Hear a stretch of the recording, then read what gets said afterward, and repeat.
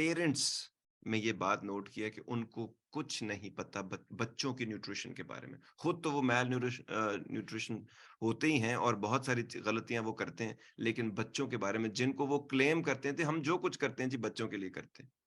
और बच्चों को जो वो खाना खिला रहे हैं, वो बच्चों पे ज़ुल्म करना है। और ये कि जी ये बच्चे मानते ही नहीं। बच्चे आपने पैदा किए थे, ये खुद से हो गए थे, तो मानते क्यों नहीं? ये भी आपकी कमज़ोरी है। आपने एक एनवायरनमेंट नहीं क्रिएट किया। वो स्क्वीकी बर्ड की तरह माँगते रहते हैं चीज़, फिर आपको देनी पड़ जाती है। आप देते हो, आप मत दो। उनको पता हो मैं ये चीज़ माँगूँगा तो नहीं मिलेगी। कई लोग हैं मेरी ज़िंदगी में, उनको पता है इस तरह की बातें मुझसे करेंगे तो आगे से एक ही रिज़ल्ट मिलेगा उनको। वो इस तरह की बोंगियाँ मारते ही नहीं मेरे साथ। बोंगियाँ चवलें। चवलें समझते हैं आप? नहीं समझ, जैसे हर बात बताने की नहीं होती ना, वैसे हल हर चवल जो है वो मारने की नहीं होती। ठीक है?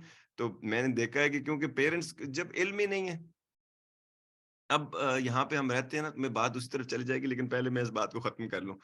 तो पहले तो स्टडीज़ ये बताती हैं 70 टू 80% जो फूड आइटम्स इस वक़्त काउंटर्स पे रखे हुए हैं ना, ग्रोसरी स्टोर्स के, वो फूड ही नहीं है। सिरे से वो फूड है ही नहीं।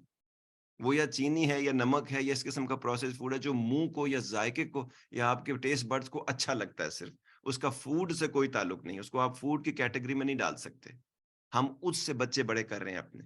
वो चिकन नगेट्स जो जिसका चिकन जो है, उसकी हालत अगर आप कभी देख लें तो मतलब वो खाने के काबिल ही नहीं है, उसके चिकन नगेट्स हम बच्चों को फीड करते रहते हैं। पिछली सीट पे बिठाया, बेल्ट बाँधी कि हम इनकी केयर करते हैं और चिकन नगेट्स हाथ में उनको पकड़ा दिए। बच्चे बड़े हो रहे हैं चिकन नगेट्स के ऊपर। मैगी नूडल्स कोई फूड नहीं है।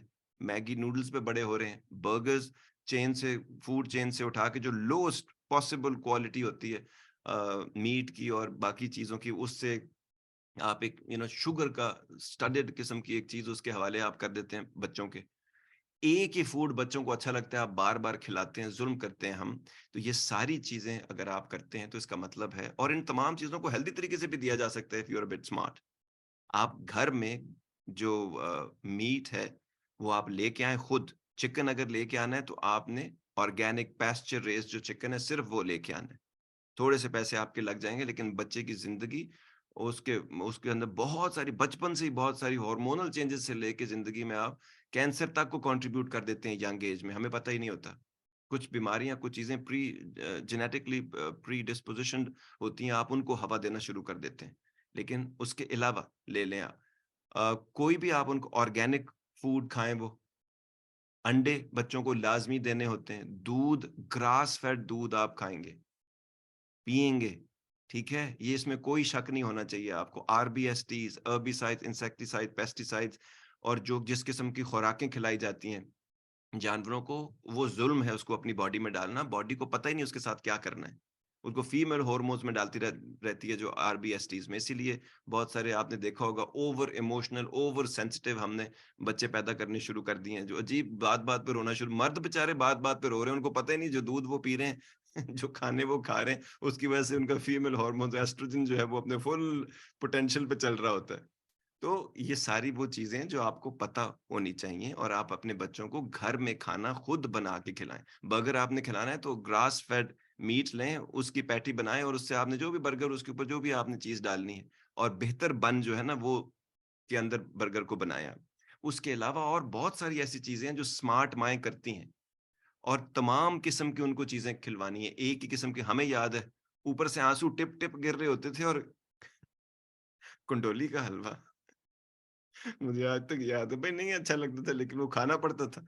आँसू गिर के मुझे तो लगता था आँसू इतने गिर रहे होते थे कि वो जो नीचे जो कटोरी होती है ना जिसमें वो होता था, कंडोली क्या होती है अब आप पूछेंगे? पंपकिन का हलवा कौन खाता है? वो भी बदज़ायका सा। लेकिन खाना पड़ता था हमको, नीम का जो दवाई पीनी पड़ती थी, ठीक है जी? जब दाने निकलते थे, स्किन के इश्यूज़ होते थे तो बहुत बुरा लगता था। हमको बहुत सारी ऐसी चीज़ें खानी पड़ती थी जो हम नहीं खाना चाहते थे और खानों में उस वक़्त हम सब गिला करते थे कि हमको जी भुना हुआ गोश्त चाहिए सिर्फ़। बाद में पता चला हमने सालन वाला गोश्त नहीं खाना, बाद में वही सालन वाला बोन ब्रॉथ जो है पाउडर्ड फॉर्म में इतनी महँगी-महँगी लेके खरीद रहे हैं डॉलर्स में अब हम। सो इस तरह और बहुत सारी चीज़ें हैं जो हम करते हैं, तो अगर आप अपने बच्चों को सिर्फ़ पैदा नहीं करना होता, दुनिया को दिखाने के लिए आपने वक़्त पे शादी कर ली थी क्योंकि आपका बायोलॉजिकल क्लॉक टिक कर रहा होता है, लोग पागल हुए होते हैं, आपके ऊपर म ज़हनी मरीज़ों की तरह पिल पड़ते हैं कि किसी तरह आपने शादी करनी है क्योंकि माँ-बाप की ज़िंदगी का बचपन में कहते रहते हैं, नहीं तालीम हमारा काम है, बाकी ये खुद कर लेंगे और उसके बाद उसका ही ज़िंदगी का एक मसला बना लेते हैं। ये देसी लाइफ़ की बात कर रहा हूँ मैं। फिर उसके बाद जल्दी-जल्दी चीज़ें करके शादी करा के फिर जल्दी-जल्दी बच्चे, जैसे कुछ साबित करना है आपने किसी को। किसी ने मर्दानगी साबित करनी है, औरतों को अपने प्रेशर आए होते हैं फैमिली के किसी ना किसी एक इंसान की तरफ से जिसका जो भी रिश्ता हो, आई डोंट इवन केयर, लेकिन होते वो हैवानी हालत में, ठीक है? तो इसीलिए वो प्रेशर दे दे के आपसे बच्चे पैदा कर लेते हैं। अब आपने तो ना आपको शौक था, ना, और अगर शौक था भी तो अब जैसे पहले 6 महीने साल में शौक खत्म हो जाते हैं। आपको पता लग जाता है और उसके बाद आप ऐसे ही पलने के लिए छोड़ देते हैं। तो और फिर आप अपने हिसाब से आसान और सस्ती चीज़ें उनके लिए करने की कोशिश करते हैं और टिकाऊ करने की कोशिश करते हैं, लेकिन ये काम ऐसे नहीं चलते हैं। तो इन कामों के लिए जब आप कोई रिस्पॉन्सिबिलिटी लेते हैं पेरेंट होने की, तो आपको पता होना चाहिए, आपको एजुकेटेड होना चाहिए कि कौन-सी चीज़ें उनको खिलानी है, कब खिलानी है और कैसे उनको आपने बड़ा करना है। To get the full Radio Azad experience, download the Radio Azad app from the App Store or Google Play and take us with you everywhere.